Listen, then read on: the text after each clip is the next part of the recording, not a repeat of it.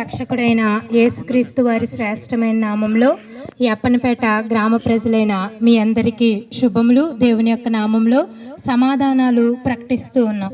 ఈ సమయంలో కొద్ది మాటలు మనం జ్ఞాపకం చేసుకుందామండి. ఈ ప్రపంచంలో ఒక దేశం ఉంది. ఆ దేశం పేరు ఏంటంటే ఇజ్రాయేల్. ఈ ఇజ్రాయేల్ అనే దేశంలో ఉన్న జనులందరూ ఎలా వచ్చారనంటే ఒకే ఒక్క వంశకర్త ఉన్నాడు. ఆయన పేరు అబ్రహాం అన్నమాట. ఆయన చాలా ఆశీర్వదించబడ్డాడు దేవుని చేత.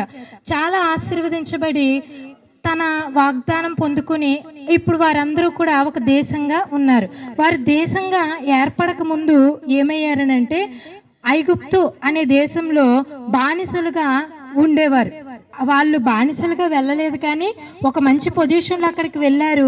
కొన్ని పరిస్థితులను బట్టి కాలానుగుణంగా ఆ ప్రజలు వీరిని బానిసలుగా మార్చుకుని ఎంతో హింసిస్తూ ఎంతో బాధిస్తూ ఇంకా వారు భరించలేనంత బాధ వారికి కలిగినప్పుడు ఆ ప్రజలందరూ వారి కలిగి ఉన్న దేవుడైన దేవాతి దేవుడు సృష్టికర్త అయిన దేవునికి వారు మొరపెట్టారండి. వారు మొరపెట్టినప్పుడు వారి కష్టాల్లో వారి బాధలో ఆ మొరను దేవుడు విని వారి కోసం దిగి వచ్చాడు అని బైబిల్ గ్రంథంలో రాయబడింది.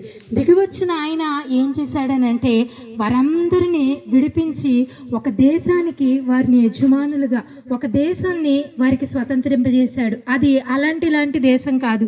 ఎంత శ్రేష్టమైన దేశం అంటే పాలు తేనెలు ప్రవహించే దేశం అని బైబిల్ దానికోసం చెప్తుంది. ఎంతో శ్రేష్టమైన దేశం. ఆ దేశంలో వారిని బాధ పెట్టేవారు ఎవరు లేరు. ఆ దేశంలో వారి కన్నీరు వచ్చే పరిస్థితులు ఏమీ లేవు. అంత గొప్ప సంతోషంగా ఆ ప్రజలందరూ ఉన్నారు. అలాగే నేడు మనం కూడా చాలామంది ఏంటనంటే మన జీవితంలో ఉన్న మన పరిస్థితులను బట్టి, మనకున్న కష్టాలను బట్టి, మనకున్న బాధలను బట్టి ఎంతో దుఃఖపడుతూ ఉంటాం, ఎంతో కన్నీరు కారుస్తూ ఉంటాం. మనం కన్నీరు కారుస్తున్నట్టు చాలాసార్లు మన ఇంట్లో వాళ్ళకే తెలియని పరిస్థితులు ఎన్నో ఉంటూ ఉంటాయి. అయితే అలాంటి పరిస్థితులన్నిటిలో మేము ప్రకటిస్తున్న ఈ యేసుక్రీస్తు ప్రభువారిని కనుక మీరు విశ్వాసం ఉంచి ఆయనను వేడుకున్నట్లయితే ఆ ప్రజలను విడిపించి కనాను దేశం చేర్చినట్లుగా మనల్ని కూడా మనకున్న కష్టాలన్నిటి నుండి విడిపిస్తారు. ఇంకొక శుభవార్త మేము ప్రకటించేది ఏంటనంటే ఈ లోకంలో మనుషులకు కలిగే అన్ని కష్టాలకి ఈ లోకంలోనే పరిష్కారం ఉంది, కానీ ఒక కష్టం రాబోతూ ఉంది. ఆ కష్టం నుంచి ఎప్పుడు మనం వేడుకోవాలనంటే ఈ కష్టాలన్నింటినీ శరీరంలో ఉండగానే పొందుకుంటాం. శరీరంలో ఉండగానే ఈ కష్టాలు శ్రమలు వచ్చినప్పుడు వేడుకుంటే విడిపించబడతాం. అయితే ఒక కష్టం రాబోతుంది, ఒక శ్రమ రాబోతుంది. ఆ శ్రమ కష్టము ఏంటనంటే నిత్య నరకము అనేది మనుషుల ఆత్మల కొరకు, శరీరాలకు కాదండి, మనుషుల ఆత్మల కొరకు కాచుకుని ఉంది. ఆ నరకం నుండి తప్పించబడాలని అంటే ఎప్పుడో చనిపోయిన తర్వాత, లేకపోతే ఆ ఆత్మ ఆ శ్రమ కలిగిన పరిస్థితిలోకి వెళ్ళాక మొరపెట్టడం కాదు, కానీ ఆ ఆత్మ ఆ కష్టం నుండి తప్పించబడాలని అంటే నేడే మీరుంటున్న సమయంలోనే మన ఆత్మ మన శరీరంలో ఉండగానే మనం ప్రభువైన యేసుక్రీస్తు వారిని మొరపెట్టుకున్నప్పుడు ఆ మనుషులందరికీ కలగబోయే ఆ కష్టం నుండి మన ఆత్మను దేవుడు విడిపిస్తాడండి. విడిపించటమే కాదు, ఆ కష్టం నుండి మనం విడిపించబడతాం. ఆ ప్రజలకు ఎలాగైతే కనాను దేశాన్ని ఇచ్చి ఎన్నడూ వారి కంట్లో కన్నీరు రాకుండా చూసుకున్నాడో మనం కూడా పరలోక రాజ్యము అనే గొప్ప రాజ్యం మనందరి కొరకు దేవుడు సిద్ధపరిచాడండి. ఆ రాజ్యం చేరాలనంటే మనం ఏమి చేయక్కర్లేదు. ఈ నరకం నుండి తప్పించబడాలన్నా, ఆ రాజ్యం చేరాలన్నా మనం కేవలం ఈ లోకమందు చేయవలసింది ఏంటంటే ప్రభువైన యేసుక్రీస్తు నామమును విశ్వాసం ఉంచి హృదయంలో నోటితో ఆయన దేవుడని ఒప్పుకుంటే చాలండి. మన జీవితంలో మనకున్న కష్టాలు విడిపించబడతాయి. అంతేకాదు నిత్య కష్టం ఒకటి ఉంది మన ఆత్మకి. ఆ ఆత్మకున్న కష్టం విడిపించబడుతుంది. పరలోక రాజ్యం మనందరికీ కూడా దేవుడు అనుగ్రహించడానికి సిద్ధంగా ఉన్నాడు. దీని కొరకు మీరందరూ సిద్ధపడండి.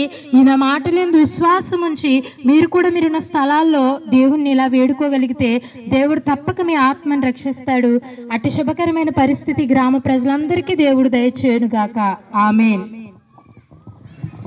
మహాపరిశుద్ధుడా, మహోన్నతుడా, మహాగణుడా, మహామహిమ కలిగిన దేవానికి వందనాలు, స్తుతులు. స్తోత్రాలు ప్రభా. ఇదిగో ఈ అప్పనపేట ఈ గ్రామాన్ని ఒక్కసారి మీరు జ్ఞాపకం చేసుకోండి దేవా, నీకు స్తోత్రాలు. ఈ గ్రామ ప్రజలను ఒక్కసారి జ్ఞాపకం చేసుకోండి తండ్రి, నీకు స్తోత్రాలు. ఆనాడు అబ్రహాం ఇదిగో బొమ్మలు అమ్ముకునే ప్రభా, లోకంలో ఉన్న వ్యక్తిని నువ్వు దర్శించిన ఆయన ఆకర్షించి ఆయనతో నువ్వు మాట్లాడి ఆయన ద్వారా ఒక జనాంగాన్ని ఏర్పరచుకుని ఉన్నావు. అందును బట్టి నీకు స్తోత్రాలు. అలాగే భగవంతుడని దేవుడని అనేకులకు ప్రభా ఇష్టము తండ్రి నాయన, ఆరాధిస్తున్నారు, పూజిస్తున్నారు. కానీ నిన్నంటే ఎరగని ప్రజలు ఉన్నారు.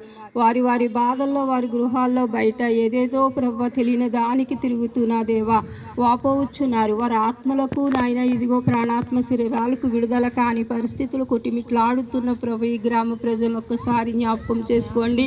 ఆనాడు అబ్రహాం విడిచిపెట్టలేదు నాయన ఆ వ్యక్తిని నాయన, ఇదిగో ప్రభా ఆయనున్న భారాల నుంచి విడిపించావు నాయన, పాపశాపముల నుంచి విడిపించావు దేవా, నీకు స్తోత్రం తండ్రి, నీకు వందనాలు ప్రభా. అలాగే ఈ గ్రామ ప్రజలను విడిపించండి నాయన. ఈ గ్రామ ప్రజల్లో ఎవరిలో వ్యతిరేకత ఆత్మలు ఉన్నాయో ప్రభా నా తండ్రి, వారిలో ఆ ఆత్మలు తొలగించి నాయన సమాధానము దయచే దేవా, నీకు స్తోత్రాలు. నువ్వు దర్శించు నాయన, నీకు స్తోత్రాలు ప్రభా. ఈ గ్రామాన్ని ఏలుతున్న పరిపాలిస్తున్న శాతాను శక్తులు, అంధకార శక్తులు, మంత్రశక్తులు ఇదిగో యేసుక్రీస్తు శక్తిగల అధికార నామంలో దూరపరిచి బంధిస్తుండగా తూర్పు బాంటికి ఎంత దూరమో అంత దూరపరిచి బంధించు దేవా, నీకు స్తోత్రాలు. విడుదల దయచే నాయన, నీకు స్తోత్రాలు. ఒక రోజు నిత్య నరకము కాసు కూర్చుని ఉంది ప్రజల కొరకు నా దేవా నాయన, ఇదిగో నశించిపోతున్న వారి కొరకు నువ్వు సిలువలో ప్రాణం పెట్టి ఉన్నావు దేవా తండ్రి, నీకు స్తోత్రాలు. బిడ్డల ఆత్మలు నశించిపోకుండా ఇశ్రాయేలు ప్రజలు మొర విని నాయన వారిని విడిపించిన రీతిగా వీరు మొరపెట్టినా మొరపెట్టకపోయినా తెలిసినా తెలియకపోయినా వారు ఏడుస్తున్న ఏడుపులు కన్నీళ్లను చూస్తున్నావు నాయన. ఈ గ్రామ ప్రజలను విడిపించి రక్షించిన ఇది ఒక రోజు నీ రాజ్యం చేరుకున్నట్లుగా తండ్రి, ఇదిగో నాయన ఈ సువార్త ఫలింపచేసిన దేవా, ఇదిగో నీ మాటలు ఫలింపచేయండి నాయన. ఆయన వాక్కు వెళ్ళి వారిని బాగు చేయను నీ వాక్యము ద్వారాగా ప్రభా ప్రతి హృదయమును, ప్రతి ఆత్మ, ప్రతి కుటుంబమును తండ్రి నాయన ఇదిగో నా ప్రభా బాగు చేయదేవా. ఇది ముగించబడుచున్నప్పటికీ సువార్త నాయన ఈ దినం ఏదో 1 గంట 2 గంటలో ప్రభా చేసి ముగించబడుతుంది. కానీ ఇది ముగింపు కాకుండా నీ రాకడ వరకు కూడా నాయన ప్రతి చెవుల్లో, ప్రతి హృదయమందు మ్రోగినట్లుగా ప్రభా నీ మాట గాలిలో ప్రయాణము చేయగల శక్తి ఉంది. నీ మాట మెల్లని స్వరములు తండ్రి నాయన అనేకులకు వినిపింపజేసి అనేక హృదయాలు తాకిన ఆయన అనేకులను దర్శించి రక్షించి మహిమ పొందమని యేసు ఉన్నతమైన నామములో అడిగి వేడుకుంటున్నాము తండ్రి, ఆమేన్.